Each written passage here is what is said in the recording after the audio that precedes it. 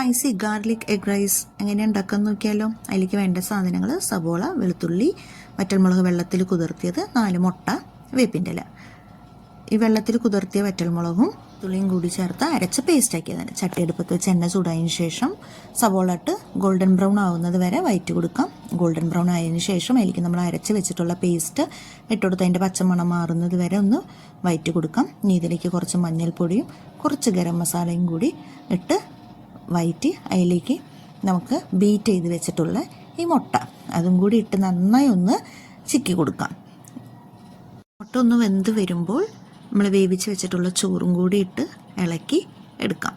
തലേ ദിവസം വെച്ച ചോറ് ഫ്രിഡ്ജിൽ വെച്ച് എടുത്ത് ഉണ്ടാക്കുകയാണെന്നുണ്ടെങ്കിൽ ഒന്നും കൂടി ടേസ്റ്റ് നന്നായിരിക്കും കേട്ടോ. അപ്പോൾ നമുക്ക് ഈ ചോറിട്ട് നന്നായി മിക്സ് ചെയ്ത് കൊടുത്ത് മല്ലിച്ചപ്പ് ഉണ്ടെങ്കിൽ അതും കൂടി ഇട്ടൊന്ന് മിക്സ് ചെയ്താൽ നമ്മുടെ സ്പൈസി ഗാർലിക് എഗ് റൈസ് ഇവിടെ റെഡി. Thanks for watching.